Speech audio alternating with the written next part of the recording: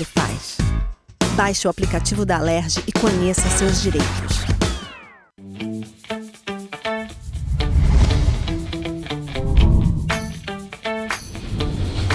TVC, a TV do Correio da Manhã.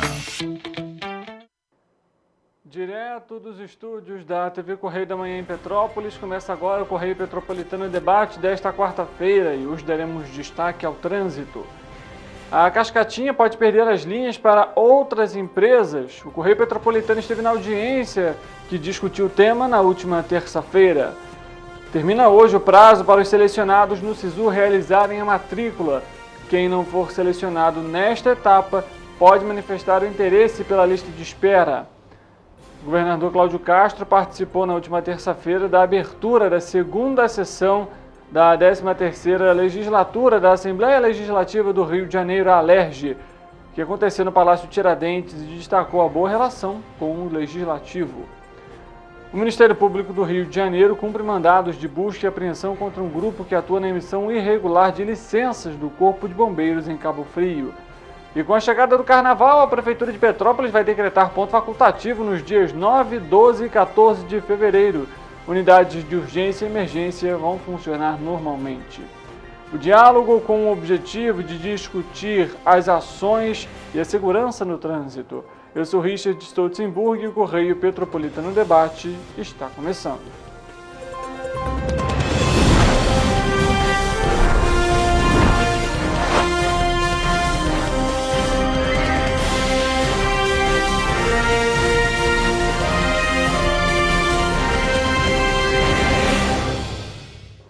Olá, uma ótima tarde para você que nos acompanha. Seja muito bem-vindo para mais uma edição do Correio Petropolitano Debate. Estamos ao vivo pela TV Correio da Manhã e nas nossas plataformas que você bem conhece, no Facebook, no YouTube e também no nosso site. Não deixe de interagir durante a nossa programação, comentar, prestar a sua opinião aqui durante os conteúdos que são disponibilizados para você por meio do Correio Petropolitano Debate. E a gente vai começar a edição de hoje com um tema polêmico que gera discussão e há bastante tempo. Nós vamos conversar com o nosso repórter Wellington Daniel para falar sobre os ônibus em Petrópolis. Na última terça-feira foi realizada uma audiência para discutir o serviço prestado em Petrópolis. A gente vai acompanhar primeiro a matéria que foi realizada para a equipe do Correio Petropolitano, que foi feita pela nossa repórter, a Ana Beatriz Tomás. A gente logo em seguida vai acompanhar e trazer a análise do Wellington também, que participou dessa audiência. O objetivo da audiência era debater a reorganização das linhas da empresa de ônibus Cascatinha na cidade de Petrópolis. E um dos assuntos abordados foi a responsabilidade da empresa com os passageiros e com os funcionários. Em havendo a decisão que admite a substituição, nós não podemos ignorar, sob pena de nos transformarmos como permissionários humanos da chicotada, como homem da tormenta, aqueles que são os operadores de veículos, motoristas. Esse pessoal não pode ser ignorado. O juiz Jorge Luiz Martins, da 4ª Vara Civil, destacou o episódio em que um ônibus da empresa Petroita foi autuado pela Polícia Rodoviária Federal e enfatizou que situações como essa, que deixam os passageiros desassistidos, não podem se repetir na cidade. De acordo com Miguel Barreto, procurador-geral do município de Petrópolis, a substituição dos veículos reprovados nas vistorias realizadas pela CPTrans, seja pelo quesito segurança, acessibilidade, como de ultrapassar o período de vida útil, é fundamental. Em janeiro de 2024, a CPTrans realizou uma vistoria nos ônibus da empresa Cascatinha. Dos 31 veículos registrados, apenas 27 foram encontrados para a vistoria, 19 foram aprovados com restrição, 5 foram reprovados e apenas 3 foram aprovados para a circulação. Até o momento, os veículos não foram substituídos e continuam circulando pelas ruas da cidade. Na audiência, a empresa alegou ter refeito os reparos dos veículos e alega que a CPTrans não retorna os contatos para que uma nova vistoria seja feita e o status de circulação do veículo seja alterado. Indagados sobre como ficaram os veículos reprovados na vistoria, o representante da CPTrans afirmou que o procedimento de vistoria regular tem por objetivo retificar a Comissão Geral dos Direitos com foco na aprovação do juízo, sendo apenas essa condição considerada adequada. Nos status de aprovação com restrição, condiciona que a operadora faça os reparos apontados no ato de vistoria e posterior ao prazo concedido para o reparo. O mesmo veículo é guardado em operação, onde é verificado se o item foi reparado. Não havendo o reparo, a operadora é punida conforme regulamento. No caso dos reprovados, os mesmos são proibidos de operação até que o reparo seja feito. Estamos diante de um momento relevantíssimo que eu acho o mais glorificante para a vida do juiz. Ele tem ao lado o representante do MP, que com ele convive e que por ele é tão admirado, que afirma assim pugna no judiciário para restabelecer a situação que está, com segurança, com altivez, de forma tão clara. A promotora do Ministério Público, Zilda Januzzi, destacou que o transporte é um serviço público. Portanto, quando o município escolhe quem vai prestar o serviço na cidade, mesmo que de forma indireta, traz consigo a responsabilidade de fiscalizar de forma adequada a prestação desse serviço. E com isso, o município não é um mero espectador das deficiências do serviço, tanto que, como já consignado, tem prerrogativas próprias que vão além da simples multa afirmada na audiência. O relatório da CPTrans também não é claro no item veículos aprovados com restrição.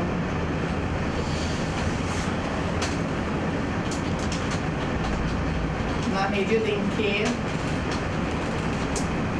não diz qual é a restrição. A vereadora Júlia Casamasso, presente na audiência, demonstrou a indignação com a empresa. É um absurdo, Cascatinha não dá mais, a população não pode pagar por um ônibus caro, de péssima qualidade, que não cumpre os horários, que segue quebrando, que não oferece conforto e que é reprovado na fiscalização. Então, a gente espera, a gente aguarda a decisão, né, para que haja realmente uma reorganização, para que outras empresas peguem as linhas da Cascatinha, porque Cascatinha não dá mais. A decisão será publicada nesta quarta-feira. Tá aí a gente acompanhando então essa situação mais uma vez, né, do transporte público aqui em Petrópolis. Como a gente comentou, nosso repórter Wellington Daniel está aqui ao vivo também no estúdio para conversar com a gente, esteve também presente na audiência e traz também alguns pontos relevantes em relação a esse tema. Boa tarde, Wellington, seja bem-vindo. Boa tarde, Richard. Boa tarde a todos de casa. Richard, como você viu ali na reportagem, um dos grandes debates, né, foi realmente em relação à fiscalização da CPTrans. Está acontecendo? Está acontecendo. A gente tem os relatórios, o Ministério Público pediu, o juiz pediu. Mas o que eles fazem com esses ônibus que são reprovados? Multam. Para vocês de casa entender, o ônibus foi reprovado no quesito de segurança e ele continua rodando porque a CPTrans apenas multa. E aí um dos pontos que o juiz Jorge Martins, inclusive, indagou muito aos representantes da CPTrans presentes na audiência é exatamente esse. Olha só, se a Polícia Rodoviária Federal, na área que é de jurisdição dela, que é uma rodovia federal, a BR-040, parou um ônibus e fez a retenção do veículo, o que impede a CPTrans, que é a autoridade de trânsito da cidade, de fazer o mesmo em relação aos ônibus que estão circulando em vias urbanas e, principalmente, a CPTrans é a fiscalizadora do transporte público. Então, a CPTrans tem sim esse papel de, além de multar, parar o ônibus, apreender o ônibus se estivesse circulando de forma irregular. E, inclusive, o juiz perguntou para um dos representantes da CPTrans, vocês têm esse poder de polícia para colocar, para não deixar que esse ônibus vá para a rua de forma irregular, reprovado na fiscalização? Sim. E o que o representante respondeu? Sim. E aí o juiz perguntou, então por que não fazem? E eles não souberam responder. Tá, e olha essa situação, é impressionante. E a gente tem claro isso em Petrópolis, pelo fato, como o Wellington comentou, de um ônibus que já foi apreendido pela Polícia Rodoviária Federal porque estava com o documento atrasado, vidro trincado, entre outras questões ali irregulares. E se hoje, por exemplo, um carro de passeio, por exemplo, a gente está nesse período agora de pagamento de PVA, licenciamento, se um veículo de passeio for parado pela CPTrans e ele estiver com o documento irregular ou com o vidro trincado ou qualquer outro problema, eu tenho absoluta certeza de que a CPTrans ou vai fazer com que esse motorista faça a regularização na hora ali daquele veículo, ou se o documento estiver atrasado, leva ele de fato para o pátio. O questionamento é justamente esse. Por que com os ônibus é nítido? Quantas vezes nós já trouxemos aqui, o Correio Petropolitano, nosso jornal impresso, também já trouxe essa informação de veículos que estão não só com o licenciamento atrasado, às vezes de 2019, o último licenciamento, 2020, 2018, como já aconteceu, né? Ou seja, olha só, são basicamente 6 anos de atraso, fora o tempo também que já estão operando, que já deveriam ter deixado de operar. Ontem, por exemplo, 2 acidentes foram registrados ali envolvendo ônibus, um da Petroita e um da Cascatinha, no caso, mas são as 2 empresas que hoje apresentam maior reclamação da população como um todo, dos parlamentares também. A gente vê o cenário delicado que as empresas vivem, entendemos a situação, mas é importante lembrar que quando se trata de segurança, é inquestionável que os veículos estejam operando deste jeito. Precisamos sim de uma nova, não só decisão, porque a decisão em si ela vai ser temporária, mas precisamos que o transporte seja de qualidade, independentemente da empresa. Porque não é só porque estamos aqui hoje debatendo a empresa Cascatinha ou a Petroita, que outros ônibus, seja de outras empresas, não possam apresentar outros problemas, assim como a gente também já noticiou. A questão é, por que a CPTrans não é clara com as fiscalizações e porque realmente não exerce a função que tem que exercer de não só multar, mas também recolher esses ônibus que já foram reprovados, né, Wellington? É exatamente isso, Richard. É realmente uma cobrança e vale a gente ressaltar, esse processo agora está será aberto um inquérito penal para investigar justamente isso, uma prevaricação da CPTrans por não proibir esses ônibus de irem para as ruas. Já está, inclusive, na Polícia Civil. E mais um ponto importante também para ressaltar, Richard, em relação à audiência de ontem, é em relação a porque apenas a Cascatinha foi debatido ali no meio da audiência, né? A Petroita não teve esse debate. É porque o processo da Petroita está em segunda instância. Para o pessoal de casa entender, são 2 processos distintos. O da Cascatinha vem agora de novembro de 2023, a empresa também tentou recorrer ao TJ, mas acabou perdendo, inclusive para não pagar as multas da primeira decisão, né, que o juiz tinha determinado que os ônibus reprovados fossem retirados, não foram, a Cascatinha recorreu, tentando ali anular as multas e acabou perdendo no TJ. Já a Petroita é um processo de 2010, que tinha sido dado como cumprido, né, as determinações ali do juiz, eles manterem a frota em condição, em 2018, se não me engano. Porém, no entendimento do Dr. Jorge, eu até anotei aqui, em nenhum momento houve decreto judicial de extinção da execução. Ou seja, eles deveriam continuar executando aquilo que foi determinado de só manter ônibus em condições para atender a população. Então, com o Ministério Público pedindo a reabertura desse processo, com todas as peças que estão ali anexadas, com todas as reclamações da população, o Dr. Jorge Martins então entendeu que não, eles pararam de cumprir, então a gente pode sim reativar esse processo. Só que, por causa disso, esse debate então está no TJ, na segunda instância. Então, o Dr. Jorge está esperando essa decisão para conseguir marcar uma audiência também com a Petroita. O pessoal também perguntou muito nas redes sociais qual empresa deve assumir. Não foi falado isso na audiência, né? Foi mesmo dito só mesmo a questão da empresa ter um nível de qualidade um pouco melhor, né? Dentro das reclamações de CPTrans, dentro de tudo que é acompanhado, mas não foi falado. Mas um ponto interessante é porque tinha um representante da aviação Cidade das Hortênsias presente na audiência. Não foi falado se vai para essa empresa ou não, mas esse representante estava lá. Era o único representante de uma outra empresa lá na audiência. Então, só para o pessoal de em casa entender um pouquinho melhor de como vai ficar esse trâmite. E também uma última ressalva, você viu ali na reportagem falando que a decisão deve sair nesta quarta-feira, mas a gente acabou de receber aqui agora uma informação que deve, na verdade, sair até amanhã, porque o Dr. Jorge Martins ele teve um problema familiar, então ele precisou resolver isso e a decisão então deve ser liberada até esta quinta-feira. Bom, a gente trazendo a atualização ao vivo aqui para você que está nos acompanhando no Correio Petropolitano Debate, só pegando como um gancho no que você falou, Wellington, e eu achei interessante, é como que uma empresa recorre em segunda instância de um processo, né, que já é antigo, pelo fato de que ela não está cumprindo as obrigações. Esse é o ponto, porque se as empresas prestassem o serviço público de qualidade e o que é estipulado no contrato, porque todas elas têm um contrato a cumprir, não seria necessário uma audiência, não seria necessário multa, não seria necessário recolhimento dos coletivos. O problema é que as empresas não realizam o trabalho que deveriam realizar e acham ainda que estão certas. É isso. Enfim. Um último detalhe também, Richard, para encerrar minha participação, é porque a gente veio acompanhando, né, principalmente no Jornal Impresso, essa questão que estava surgindo antes da audiência, os comentários sobre a Cidade Real assumir uma parte das linhas da Petroita e da Cascatinha e a Turpe outra parte. Como a gente falou, a gente ainda não tem essa definição das empresas. Mas o que a gente entendeu, né, ali nos bastidores é que é o seguinte, a prefeitura que fez esse pedido para essa mudança das linhas. A prefeitura chegou para o juiz e falou, juiz, eles não cumpriram determinação de retirar os veículos reprovados, então a gente tem a opção de remanejar essas linhas dentro das outras empresas que operam também sistema de transporte e apresentou então essa proposta ao juiz.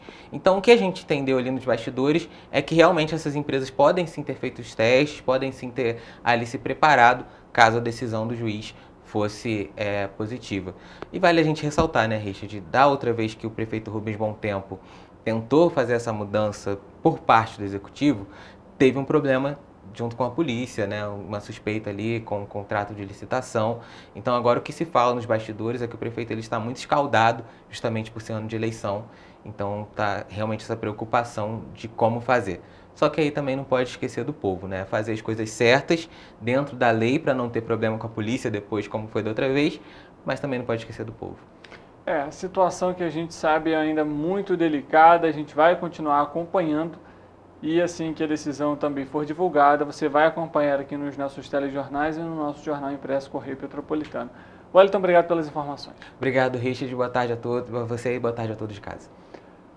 Falando agora sobre carnaval, a Prefeitura de Petrópolis vai decretar ponto facultativo para os dias 9, sexta-feira, 12, segunda-feira e 14, quarta-feira, durante o feriado prolongado de carnaval. As repartições públicas do município vão estar fechadas, bem como as unidades escolares e os postos de saúde. Já as unidades de urgência e emergência, ou seja, as UPAs de Cascatinha e Itaipava do Centro, o Hospital Alcides Carneiro e o Hospital Municipal Nelson de Saerpe e o Pronto Socorro do Alto da Serra Leônidas Sampaio, além dos serviços de pronto atendimento de Pedro do Rio e da Posse, vão funcionar normalmente. O Palácio de Cristal vai estar aberto todos os dias de carnaval, de 9 da manhã até as 5 horas da tarde. Já o Museu Casa do Colono e o Museu Casa Santos Dumont também vão estar abertos em dias e horários especiais durante o período. Já os parques municipais vão estar abertos todos os dias no feriado, tanto o Paulo Ratz em Itaipava de 7 da manhã até as 6 horas da noite, assim como o Parque Natural Municipal Padre Quim de 8h30 da manhã até as 5h30 da tarde e também o Cremeri. Para mais informações em relação aos pontos turísticos, o Petropolitano e o turista pode então entrar em contato com o Disque Turismo de segunda a sábado de 9 da manhã até as 5 horas da tarde, entre os seguintes horários, e domingos e feriados também, nos seguintes horários, de 9 da manhã até as 2 horas da tarde. Os polos de moda da Rua Tereza Bing, em 16 de março, vão ter a abertura facultativa. Já a feirinha de Itaipava vai funcionar normalmente de 10 horas da manhã até as 7 horas da noite.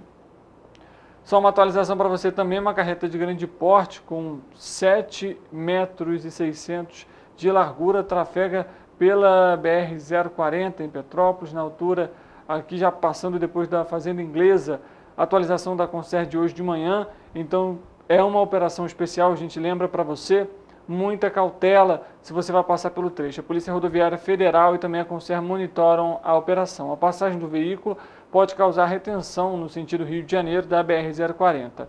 Para as informações atualizadas sobre a rodovia, basta ligar para o 0800 282 0040.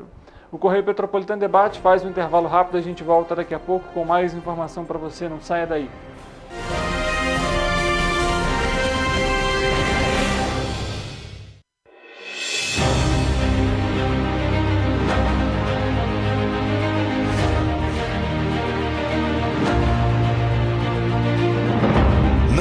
jornalismo de direita. É jornalismo direito. Correio Petropolitano. Tudo que seu jornal não deveria ter deixado de ser. Todos os dias, em uma banca perto de você.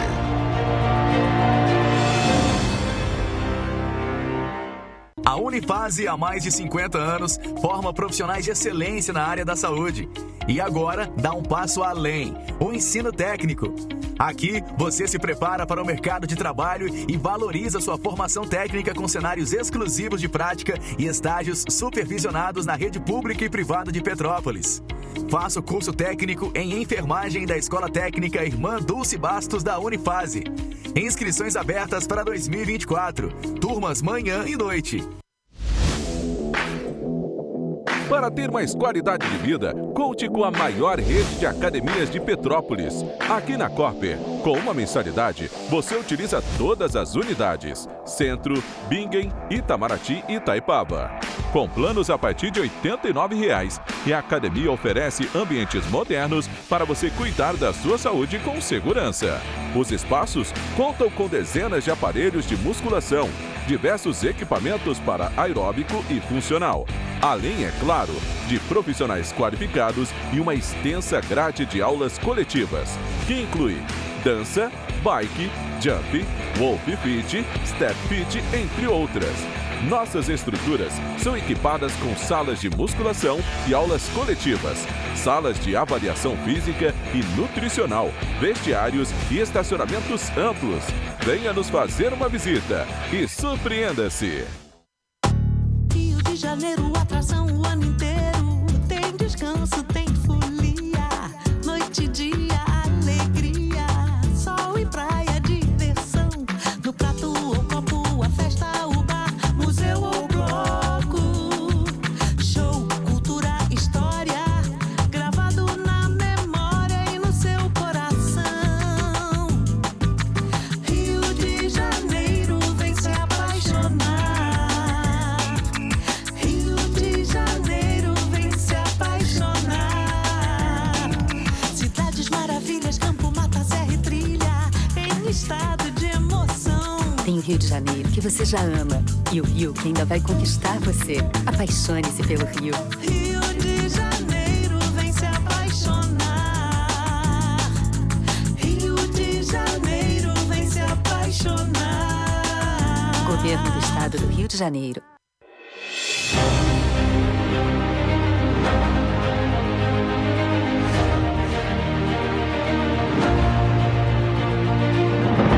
Não é jornalismo de direita. É jornalismo direito.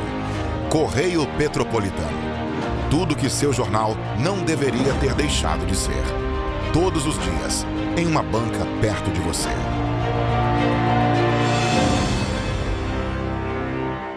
A Unifase, há mais de 50 anos, forma profissionais de excelência na área da saúde. E agora dá um passo além, o ensino técnico. Aqui, você se prepara para o mercado de trabalho e valoriza sua formação técnica com cenários exclusivos de prática e estágios supervisionados na rede pública e privada de Petrópolis. Faça o curso técnico em enfermagem da Escola Técnica Irmã Dulce Bastos da Unifase. Inscrições abertas para 2024. Turmas manhã e noite.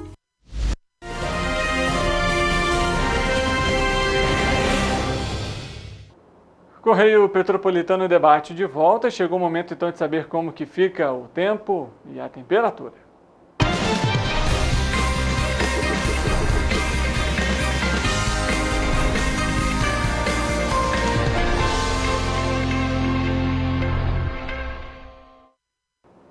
Eric Portela já está a postos para conversar com a gente ao vivo e trazer as atualizações em relação à previsão do tempo. Ele vai aparecer aqui no nosso telão e traz então para a gente, a partir de agora, a previsão do tempo para essa quinta-feira. Eric, tudo bem? Boa tarde para você, seja muito bem-vindo. Pré-carnaval, basicamente, e a chuva permanece. A gente comentou ontem sobre essa preocupação aí dos foliões para esse fim de semana. Afinal, como que fica o tempo para essa quinta?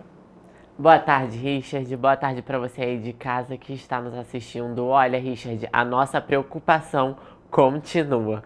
Hoje, mais uma vez, eu começo a previsão do tempo falando sobre o alerta de chuvas intensas que foi emitido pelo Instituto Nacional de Meteorologia lá na segunda-feira.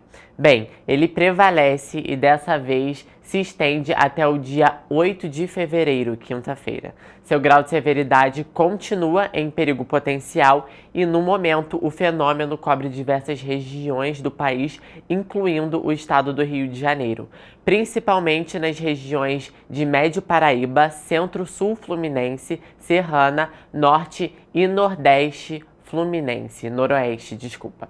Hoje em Petrópolis, a temperatura continua subindo, mas ainda há probabilidade de chuva para o período da noite no município. Então, caso você vá sair à noite, não esquece o guarda-chuva em casa. Agora, vamos à previsão do tempo para quinta-feira, dia 8 de fevereiro. Bem, olhando aqui para o nosso telão, vocês podem ver que a quinta-feira em Nova Friburgo será de grande acúmulo de nuvens no céu durante todo o dia. Pela manhã, não há probabilidade de chuva, mas durante a tarde e a noite, sim. A intensidade dos ventos será fraca e a temperatura começa a subir. Os termômetros vão marcar mínima de 16 e máxima de 28 graus. Em Teresópolis, a previsão é de pancadas de chuva isolada durante a tarde e noite. A temperatura mínima se mantém estável e a máxima passa por ligeira elevação. Os termômetros devem marcar mínima de 16 e máxima de 29 graus. Já em Petrópolis, a quinta-feira será de grande acumulado de nuvens no céu e probabilidade de pancadas de chuva isolada. Com ventos fracos e temperatura estável, os termômetros vão variar entre mínima de 17 e máxima de 30 graus. Em Paraíba do Sul, a temperatura também será de ligeira elevação, ainda assim, há leve possibilidade de chuva durante a noite. Os termômetros vão marcar mínima de 20 e máxima de 32 graus. A temperatura máxima está bastante alta. Agora, quinta-feira, em Pátio do Alferes, será de pancadas de chuva isolada, ventos fracos e também ligeira elevação na temperatura, variando entre mínima de 19 e máxima de 34 graus. Para finalizar, em Três Rios, o dia será de sol entre nuvens e possibilidade de chuva pela noite. Com ventos fracos e temperatura estável, os termômetros vão marcar mínima de 22 e máxima de 34 graus. Mais uma vez, previsão de chuva, Richard. Cada vez mais se aproxima do fim de semana e a previsão não muda. O jeito vai ser aproveitar o carnaval com chuva mesmo. Tá certo, Eric. Amanhã a gente traz em definitivo, então, a previsão do tempo para sexta-feira, já começando ali os trabalhos do carnaval para curtir esse fim de semana. Obrigado pelas informações, um ótimo trabalho para você. Eu que agradeço, Richard, e até amanhã. Dando continuidade aqui no Correio Petropolitano Debate, a gente sai da previsão do tempo e vamos a Brasília. A gente vai conversar com a nossa repórter, a Gabriela Galo, para falar sobre a conversa, na verdade, entre o ministro da Fazenda, Fernando Haddad, com o Congresso Nacional, em relação à medida provisória da reoneração. Ontem nós trouxemos aqui no Correio Petropolitano Debate a relação entre executivo e legislativo, uma relação que não tem sido muito boa no início deste ano. Ela traz as informações para a gente também ao vivo de Brasília, com essas atualizações em relação a esse tema. Gabi, uma boa tarde para você, seja muito bem-vinda ao Correio Petropolitano Debate mais uma vez. Afinal, em que pé está essa conversa? Muito boa tarde, Richard. Boa tarde para todo mundo que está nos assistindo. Então, Richard, dando continuidade ao que o Rodolfo falou ontem, a relação entre o Executivo e o Legislativo continua não muito amigável, continua bem arisca, por assim dizer, mas ela, por enquanto, tem caminhado para tentar chegar a um desfecho. Ontem, o ministro da Fazenda, Fernando Haddad, estava previsto na agenda dele que ele iria se encontrar com líderes da Câmara dos Deputados para eles poderem tratar sobre a MP da reoneração, aquele projeto do governo federal, aquele não, né, ainda existe, esse projeto do governo federal que determina a reoneração da folha de pagamento, desfazendo o que foi aprovado pela Câmara, pelo Congresso ano passado, que aprovou a desoneração dessa folha de pagamento. O governo federal está tentando voltar atrás. Só que, Richard, com todo esse conflito que está acontecendo entre o Executivo e o Legislativo, e após as falas duras do presidente da Câmara, Arthur Lira, no início do ano legislativo, na segunda-feira, os parlamentares, os deputados, eles cancelaram a reunião com o Haddad.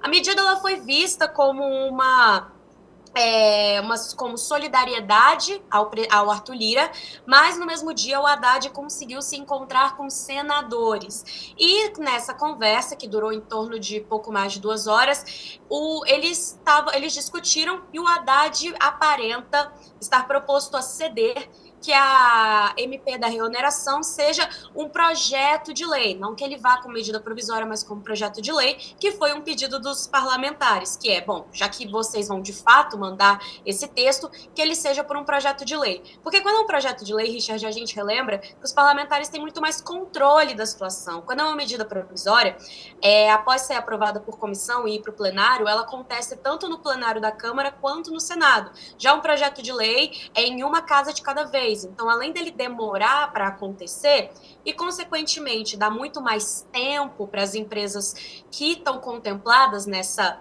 desoneração da folha de pagamento poderem se organizar, também dá um pouco mais de controle para os parlamentares sobre essa decisão. O Haddad não chegou a bater o martelo, mas ele se mostrou favorável a reformatar um texto para um projeto de lei, e ele deve encaminhar ainda nessa sexta-feira esse projeto de lei da reoneração da folha de pagamento. Richard.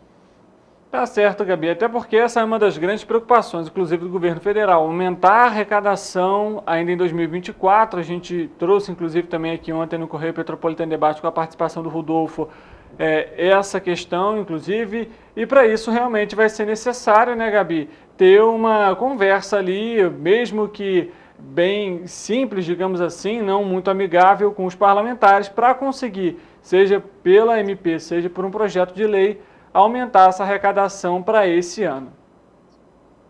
Exatamente, Richard. E como você falou, pode ser uma conversa simples ou direto ao ponto, mas a questão é que eles precisam se negociar, porque senão todas essas empresas que estão contempladas e até outros empresários ficam numa insegurança jurídica muito grande, de não saber se eles vão ter que, de fato, declarar se eles estão isentos ou não dos impostos dessa folha de pagamento. E não pensando só nos empresários, os próprios funcionários também, que isso implica numa série de cadeia das situações, Richard. Apesar do clima não estar muito agradável aqui no Congresso, em Brasília, quando a gente conversa com os ministros, então, por exemplo, na segunda-feira, o ministro da Casa Civil, Rui Costa, ele amenizou a situação, ele disse que o Lira está no direito dele de cobrar isso do governo federal, já que ele representa o parlamento. Ontem, depois dos deputados terem cancelado a reunião com o Haddad, também o líder do governo na Câmara dos Deputados, ele também tentou amenizar a situação. Então, assim, todo mundo tá vendo que a relação deles não tá muito amigável, mas eles ainda estão tentando, assim, vai para debaixo dos panos, tenta dar uma amenizada. Vamos ver o que causa isso, né? E que a gente não acabe não saindo prejudicado por conta dessa falta de negociação entre ambos os poderes. Com certeza, Gabi. Obrigado pelas informações. A gente continua, claro, acompanhando aí de Brasília, de pertinho, todos esses temas, principalmente esses mais delicados, e o espaço sempre aberto aqui no Correio Petropolitano Debate para atualizações. Obrigada, Richard. Bom trabalho. Gabriela Galo conversando com a gente ao vivo de Brasília. Falando agora sobre os estudantes selecionados na primeira chamada do processo seletivo de 2024 do SISU, o porquê que a gente vai falar desse tema? Porque estes candidatos e estudantes têm até esta quarta-feira para realizarem a matrícula ou o registro acadêmico na instituição para a qual foram admitidos. O prazo termina hoje, importantíssimo deixar isso claro. O Ministério da Educação, ou seja, o MEC, alerta então para quem está nos acompanhando, esses candidatos, o seguinte: é preciso que o candidato observe as condições, procedimentos e também documentos para a matrícula, bem como também se atentar para os dias e os horários e locais de atendimento definidos por cada instituição e também em edital próprio. Quem não for selecionado para essa etapa pode manifestar interesse pela lista de espera por vagas vindas da resistência dos selecionados na primeira chamada e que segue até esta quarta-feira. A participação na lista de espera deve ser feita por meio da página do SISU no portal Acesso Único. A convocação dos candidatos em lista de espera pelas instituições de ensino superior vai ocorrer no dia 16 de fevereiro. E restando menos de 100 dias para que os eleitores atualizem o cadastro com a Justiça Eleitoral, diante desse fato, a nossa equipe conversou com o presidente do Tribunal Regional Eleitoral do Rio de Janeiro, o desembargador Henrique Carlos Figueira, que passou orientações sobre essas atualizações e também ao prazo. Vamos acompanhar. Meus amigos, estou aqui para pedir a todos uma participação efetiva no processo de biometria. O Rio de Janeiro, nosso estado, precisa ainda fazer a biometria de mais de 4 milhões de eleitores. O que significa isso? Em primeiro lugar, maior segurança para o processo eleitoral.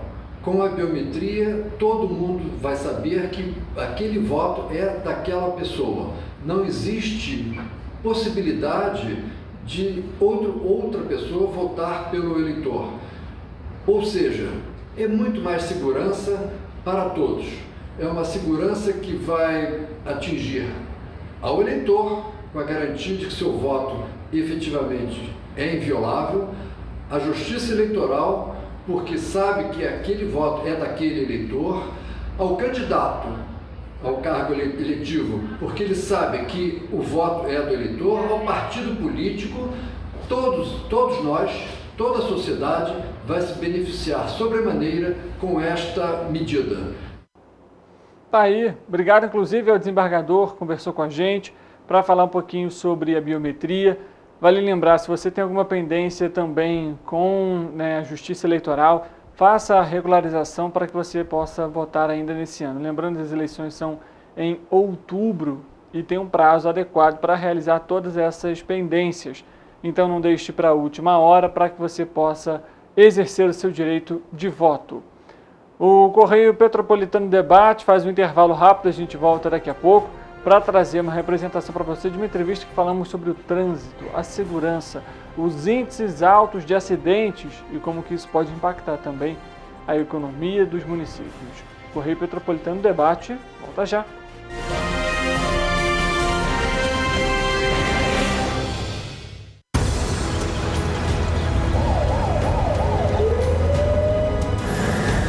O governo do estado do Rio já investiu mais de 8 bilhões na saúde.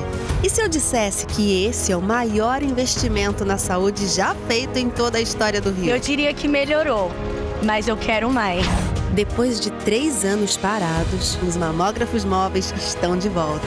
Pra gente cuidar melhor das mães e dos bebês. O governo do estado também está investindo na saúde especializada. Porque se o problema é complicado, mais atenção ele precisa. Melhorou, mas para a saúde a gente sempre quer mais. O importante é que a saúde esteja mais perto das pessoas. Por isso, todas as regiões do Rio recebem a mesma atenção. Melhorou, mas eu ainda quero mais. O governo do Rio de Janeiro também quer. Então pode ter certeza, o trabalho e os investimentos vão continuar. Governo do Estado do Rio de Janeiro. Um bom jornal tem que ser direto, tem que ser direito.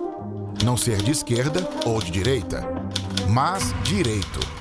É ter coragem de informar a verdade e não impor a sua verdade. É respeitar a inteligência do leitor e vontade do eleitor. Correio da Manhã, um jornal que há 122 anos tem a coragem de ser direto e direito. Em uma banca perto de você. Enquanto você imagina que poderia rolar desconto na conta de luz, a Alerj faz. As leis que você precisa, a Alerj faz. Baixe o aplicativo da Alerj e conheça seus direitos. Para ter mais qualidade de vida, conte com a maior rede de academias de Petrópolis. Aqui na Cooper, com uma mensalidade, você utiliza todas as unidades: Centro, Bingen, Itamaraty e Itaipava. Com planos a partir de R$ 89,00, e a academia oferece ambientes modernos para você cuidar da sua saúde com segurança. Os espaços contam com dezenas de aparelhos de musculação, diversos equipamentos para aeróbico e funcional, além, é claro, de profissionais qualificados e uma extensa grade de aulas coletivas, que inclui dança, bike, jump, wolf fit, step fit, entre outras. Nossas estruturas são equipadas com salas de musculação e aulas coletivas, salas de avaliação física e nutricional, vestiários e estacionamentos amplos. Venha nos fazer uma visita e surpreenda-se! Rio de Janeiro, atração o ano inteiro. Tem descanso, tem folia. Noite e dia, alegria. Sol e praia, diversão. No prato ou copo, a festa, o bar, museu ou bloco. Show, cultura, história. Gravado na memória e no seu coração. Rio de Janeiro, vem se apaixonar. Rio de Janeiro, vem se apaixonar. Cidades maravilhas, campo, mata, serra e trilha, em estado de emoção. Tem o Rio de Janeiro, que você já ama. E o Rio, que ainda vai conquistar você. Apaixone-se pelo Rio. Rio de Janeiro, vem se apaixonar. Rio de Janeiro, vem se apaixonar. Governo do Estado do Rio de Janeiro. A Unifase, há mais de 50 anos, forma profissionais de excelência na área da saúde. E agora dá um passo além, o ensino técnico. Aqui, você se prepara para o mercado de trabalho e valoriza sua formação técnica com cenários exclusivos de prática e estágios supervisionados na rede pública e privada de Petrópolis. Faça o curso técnico em enfermagem da Escola Técnica Irmã Dulce Bastos da Unifase. Inscrições abertas para 2024. Turmas manhã e noite.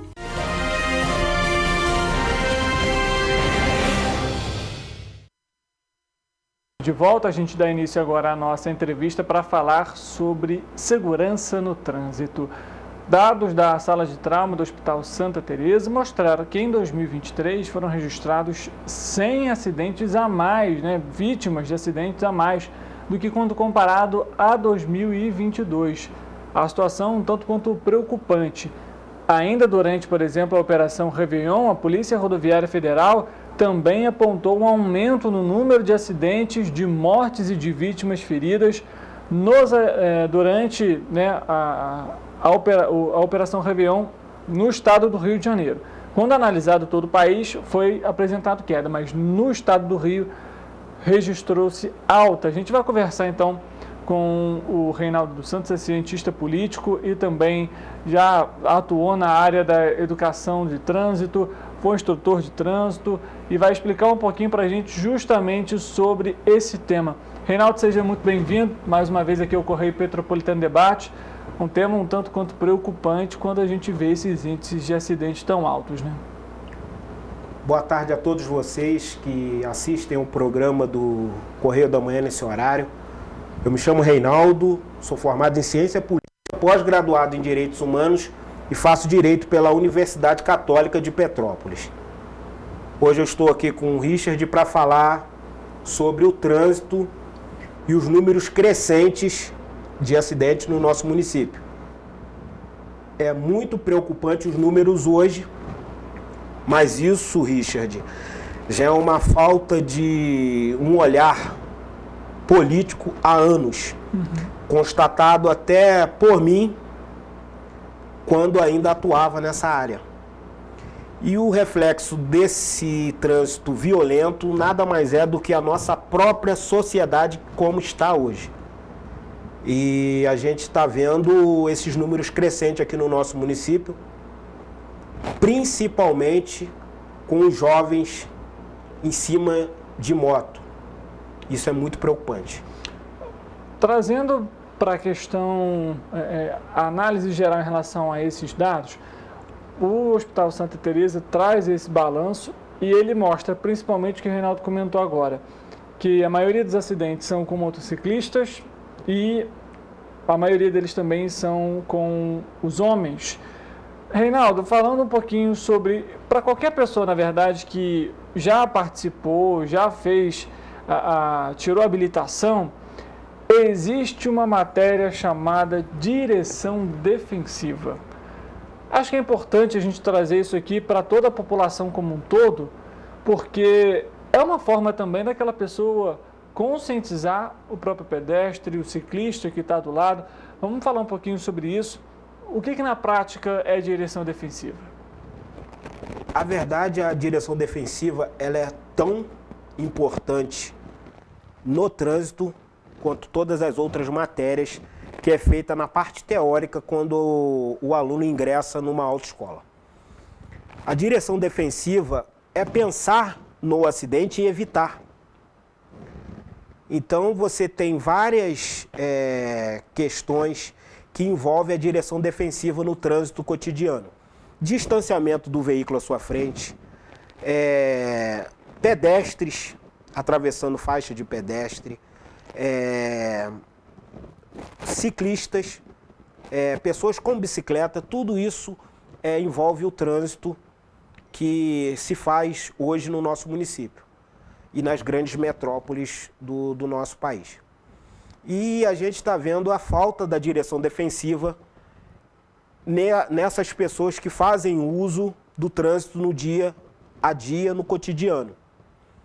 Quando a gente fala isso?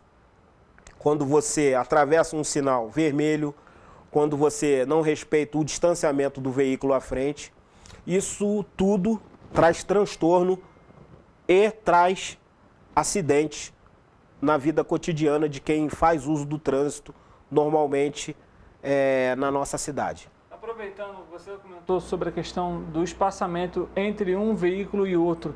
Existe um nível ali adequado para isso, então?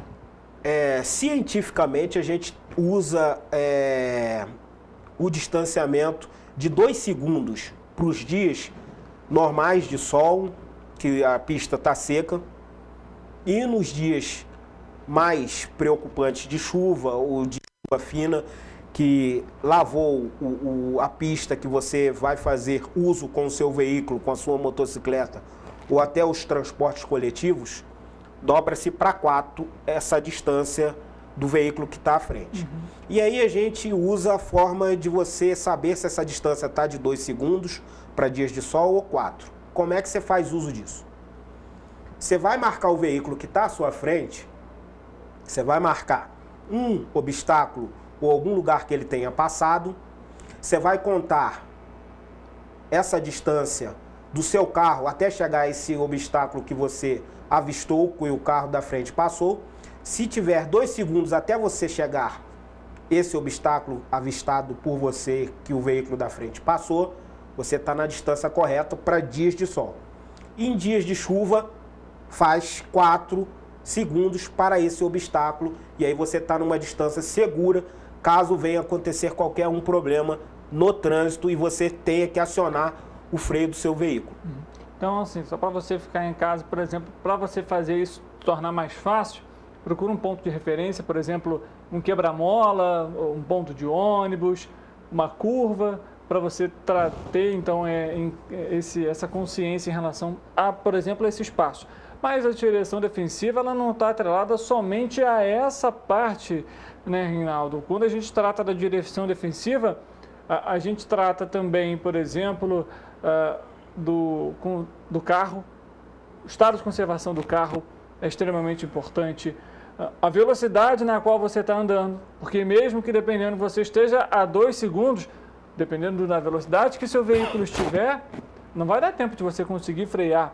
Eu queria que você abordasse também esses outros pontos que são cruciais para manter a segurança no trânsito. O Richard falou bem sobre tudo que envolve a direção defensiva. E aí tem a manutenção do veículo, tem também o respeito que você dá às pessoas, ao trânsito, existem também a forma que você está indo dirigir naquele dia, porque às vezes a pessoa está aborrecida, tomou remédios que alteram a forma de você estar naquele dia. Isso tudo é questão de direção defensiva. Se você está num dia que você não está bem, é importante que você não use o seu carro para fazer qualquer deslocamento. Isso pode ocasionar problemas e acidentes no trânsito. A gente teve agora aqui no 2º Distrito, em Itamaraty e Cascatinha, no final do ano, 2 acidentes com óbitos de pessoas em cima de moto. por excesso de velocidade em pistas que normalmente não se deve ultrapassar o limite da velocidade. E a gente está vendo isso se banalizando no nosso município. Então a gente precisa estar atento a isso e usar a direção defensiva em todos os momentos que você está no trânsito. Uma dúvida em relação à fiscalização por parte da CPTrans e da Guarda Civil e sobre o uso deste aparelho celular. A gente sabe que isso aqui gera um risco enorme quando se está no trânsito, principalmente para o condutor.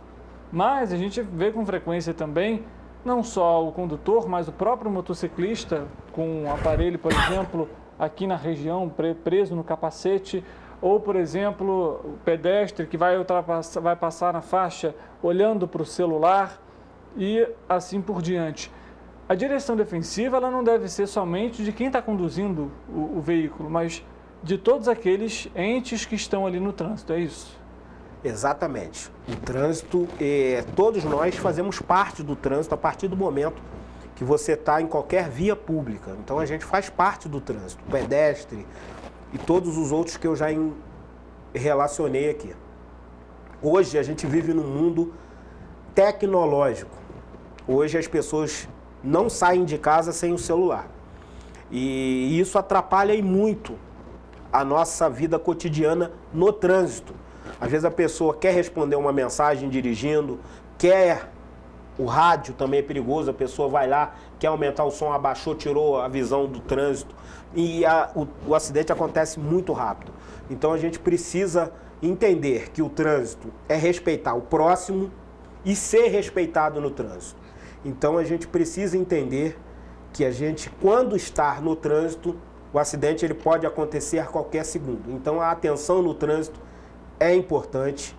Você programar a sua saída para não sair correndo no trânsito é importante. E, como você falou, as fiscalizações. É importante a gente, essas fiscalizações, e eu sempre friso a questão educacional antes de qualquer punição. A forma educacional ela é tão importante e ela faz com que aquela pessoa que esteja cometendo qualquer tipo de infração no trânsito, ela pense.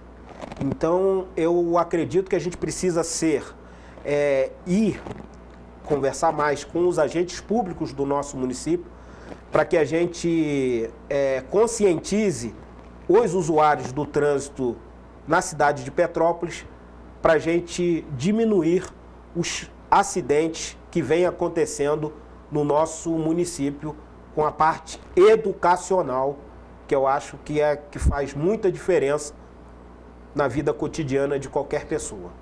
Só para você que está em casa e nos acompanha ter uma ideia, a sala de trauma do Hospital Santa Teresa registrou 140 acidentes no mês de dezembro de 2023 e que envolveu aí o público de 18 até 60 anos. Reinaldo, eu até me recordo inclusive de uma regra básica para quem, por exemplo, vai para o trânsito. Veículos de grande porte são responsáveis pelos veículos de médio porte, que são pelos de pequeno porte, pelos não motorizados e, por fim, os pedestres. Ou seja, todo cuidado é pouco, o respeito com o próximo é sempre fundamental durante esse período, mas Petrópolis tem um ponto peculiar, eu queria a sua análise em relação a isso, já que você atua em duas áreas, sobre o seguinte ponto. A mobilidade urbana hoje de Petrópolis é um grande problema para o município. A média é de 3 veículos para cada 2 petropolitanos, uma média altíssima. E a gente não tem aí uma alternativa, pelo menos até o momento, de acordo com o plano de mobilidade urbana de Petrópolis, que é de 2019. O que, por exemplo, o projeto mostra a construção de um VLT que ligaria aí o centro, o Alto da Serra, parece inviável até pelas condições que a cidade vive hoje e pela infraestrutura que a cidade tem. A mobilidade também pode impactar para o aumento do número de acidentes? A mobilidade urbana impacta diretamente também em todos esses problemas que a gente vem vendo e sentindo no nosso município. Hoje você, em horário de pico, com os colégios do município funcionando, se você estiver no centro e quiser chegar ao Quitandinha, você leva mais de 1 hora para chegar até lá nos horários de pico. Se tiver que chegar no 5º distrito ou em Itaipava, saindo do centro, às vezes 2 horas, 2 horas e meias. É inadmissível isso hoje no nosso município. As autoridades públicas precisam pensar a mobilidade urbana do nosso município, modernizar a nossa cidade, que é importante, e olhar com mais carinho essa questão do nosso município. Isso afeta diretamente a vida de todos os petropolitanos. Então é importante que a gente tenha política pública voltada para isso, de ação, também não de governo, e sim de Estado, porque hoje os carros estão aí, as motos estão aí e os usuários estão aí. Então a gente precisa criar políticas públicas voltadas para isso, para que a gente diminua os acidentes no nosso município, graves, e todo esse problema que a nossa cidade vem passando, com o hospital recebendo ano após ano mais pessoas com acidentes, com traumas no nosso hospital aqui em Santa Teresa, e melhorar a vida cotidiana das pessoas que fazem uso do trânsito aqui na nossa cidade. Agenda 2030 é o que está aí, é o que o mundo respira. Mobilidade urbana para o nosso município é preciso ser construído com os agentes públicos para ontem no nosso município. Queria, inclusive, aproveitar essa oportunidade para perguntar o seguinte: quando a gente trata, por exemplo, de mobilidade urbana, a gente trata também em relação ao transporte público. Petrópolis também passa por uma situação delicada em relação aos ônibus, principalmente das empresas Petroita e Cascatinha, que são as que mais apresentam aí quebras diariamente e até mesmo o agravamento em maio do ano passado em relação ao incêndio na garagem das empresas. O aumento da frota, a procura por um carro individual também está atrelada à má prestação do serviço público, do transporte público de Petrópolis? Richard, eu posso te dizer com toda certeza que sim. Hoje, qualquer usuário do transporte coletivo, não vou usar a palavra transporte público, porque é uma certa porcentagem da nossa cidade que faz uso desse transporte porque é obrigado, senão nem isso faria. E essas pessoas, esse mau transporte público que nós temos na nossa cidade, faz com que as pessoas queiram, de alguma forma, ter um pouco mais de conforto no trânsito. Então a gente tem esses números que foi constatado agora pelo Detran, mais de 200 mil veículos no nosso município cadastrados no estado do Rio, no Detran. Acredito que tem até mais. Então, o que acontece? O transporte público do nosso município é da era medieval. Eu gosto muito de fazer uso do transporte também público aqui no nosso município para ver o dia a dia das pessoas aqui. Então, eu tenho feito na linha do Cascatinha, da Viação Cascatinha. É inadmissível nós termos ainda essa empresa atuando na cidade de Petrópolis. Às vezes eu entro no ônibus, o banco está fora do lugar, ônibus tudo com a manutenção horrível, ônibus quebra no meio da viagem, ônibus faltando. As pessoas às vezes ficam no ponto de ônibus mais de 1 hora esperando um ônibus. Quando chega um ônibus, é um único ônibus que ele vai ao bairro e volta, e esse transporte vai abarrotado, com as pessoas sem lugar para sentar. É uma verdadeira falta de carinho com as pessoas do nosso município. E os nossos legisladores, o nosso chefe do executivo, podia olhar de uma maneira mais carinhosa com os usuários do transporte coletivo no nosso município e deixar de legislar ou fazer política para si. Porque o que a gente está vendo no nosso município é uma falta de zelo com os usuários do transporte público no nosso município. E é inadmissível a gente estar no século XXI, em 2024, com essas carroças fazendo o transporte das pessoas no nosso município. Aproveitando, antes da gente poder finalizar essa nossa entrevista, Reinaldo, algo que sempre surge como uma dúvida para quem até mesmo já tem habilitação é em relação, por exemplo, a um cruzamento. Existe alguma regra? Quem tem o direito, por exemplo, a prioridade nesse caso para acessar a via?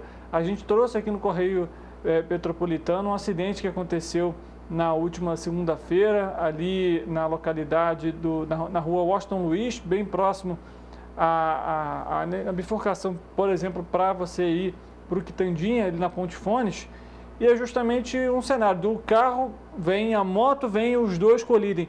Existe, por exemplo, uma preferência? Como que é para ser analisado esse cenário?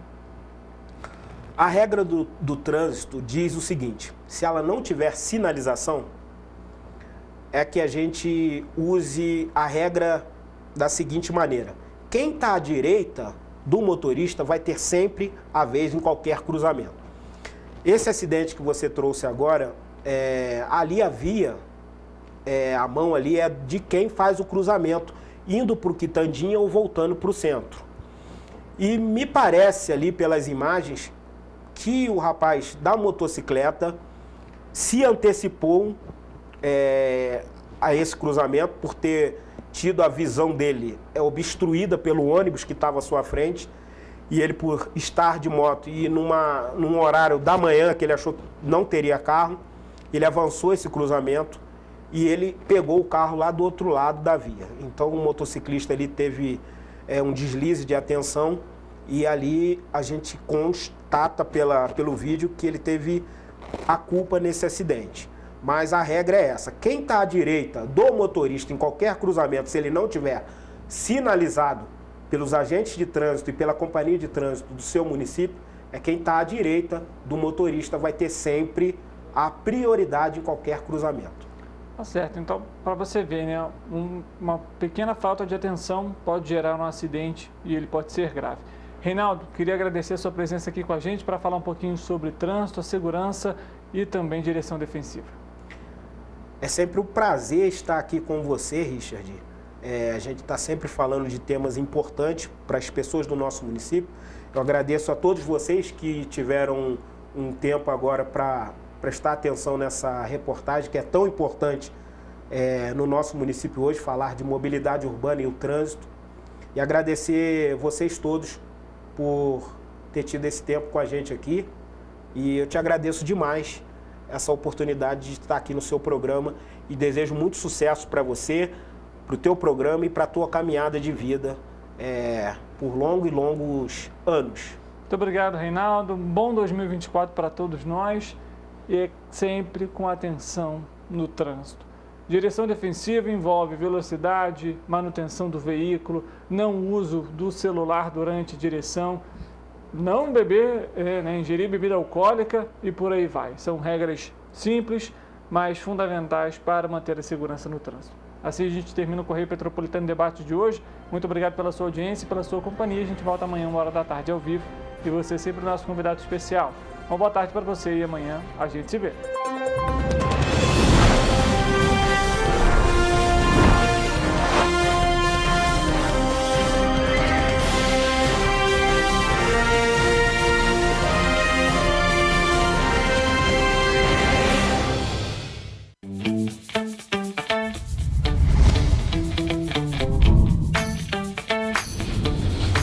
TVC, a TV do Correio da Manhã.